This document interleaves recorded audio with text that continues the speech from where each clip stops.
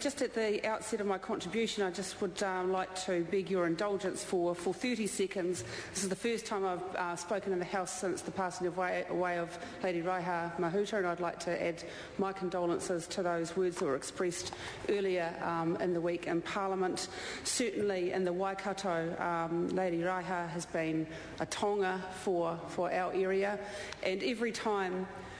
people take a walk along the banks of the Waikato River in the future, I know that we have Lady Mahuta, amongst others, to thank for what we think will be the improving condition of our river. It certainly was an issue that she fought very hard for, and I'm so pleased that she was still with us to see the final conclusion and the settlement of the Waikato River. But, Mr Chair, on to the purposes of my contribution to the debate this evening on the Education Amendment Bill. Mr Chair,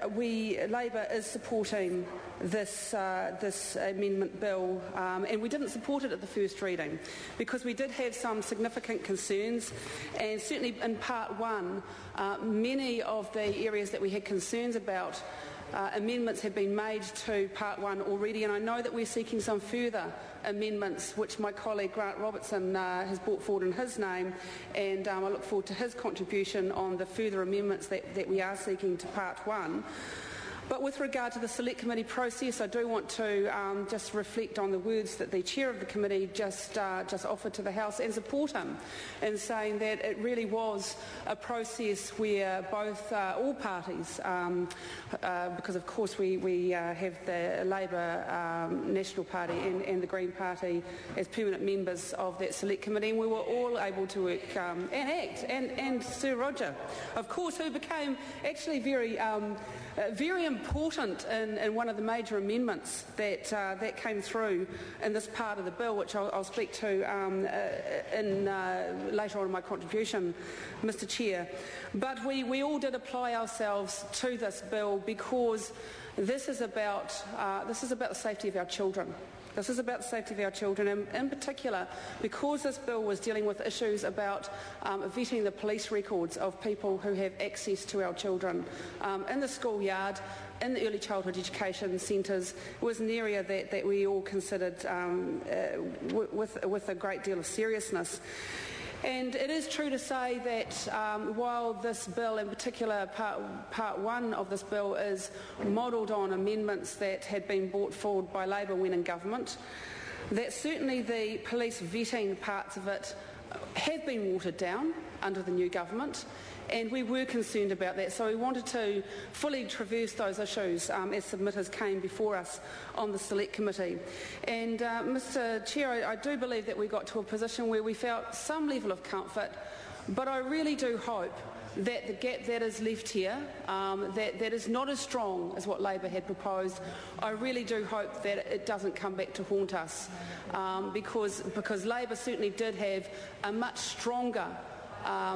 piece of legislation on the police vetting that we were requiring in terms of people who had access to our children. On the issue in part one of introducing information matching between the New Zealand Teachers Council and the Ministry of Education to identify individuals teaching in schools without registration, I think the timing is quite interesting on this, because certainly when the Select Committee was deliberating on this and considering this bill, and when submitters made their submissions on this bill, at that point in time, the target of having 100% registered teaching staff in early childhood education centres was still in place. And so this particular feature of the bill I saw as being very important for early childhood education in particular, where we were going to be moving from an environment where not all staff are currently registered to a situation where they have a target in place of 100% qualified staff in early childhood education centres by the year 2012. Now, as followers of debates in this House will know, the government has recently ditched that commitment to 100% fully qualified staff in early childhood education centres. And not only have they ditched the 100% target, but also the 80% target that had been set for 2010 has also... Mr Chair? Mr Chair. Call Catherine Delahunty.